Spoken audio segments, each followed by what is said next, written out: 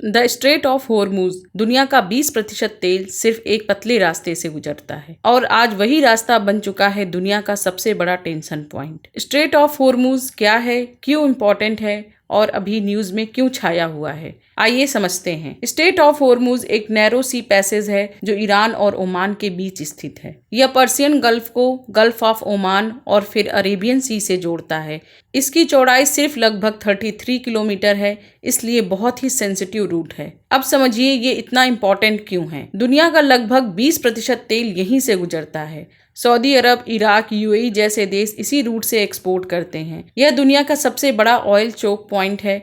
अगर यहाँ ब्लॉकेज हो जाए पूरी ग्लोबल इकोनॉमी हिल सकती है। यहाँ अक्सर ईरान और वेस्टर्न कंट्रीज के बीच टेंशन रहता है और इसका असर सीधे ऑयल प्राइस पे पड़ता है। अब बात करते हैं करंट सिचुएशन की, जो इसे और भी ज्यादा इम्पोर्टेंट बना रही है। स्ट्रेट में शिप मूवमेंट कम हो गया है।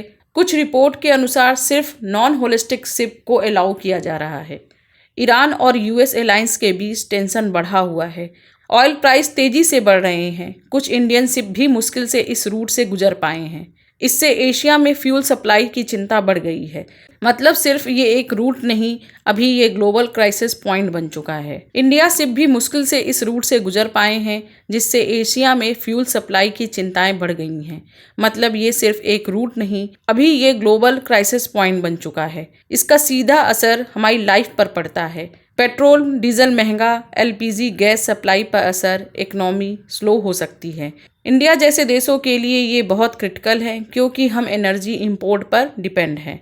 इसे आसान भाषा में समझे, स्ट्रेट ऑफ होर्मुज दुनिया का मेन ऑयल गेट है। अगर गेट बंद, ऑयल सप्लाई बंद, प्राइस हाई और पूरी दुनिया प्रभावित। अगर आपको ये जानकारी यूजफुल लगी हो तो लाइक करें और ऐसे ही आसान और रियल लाइफ कनेक्टेड कंटेंट के लिए सब्सक्राइब करें। कमेंट में बताइए, क्या आपको लगता है फ्यूचर में यह टेंशन और बढ़ सकता है। छोटा सा रास्ता लेकिन पूरी दुनिया की इकोनॉमी की life line, straight of Hormuz.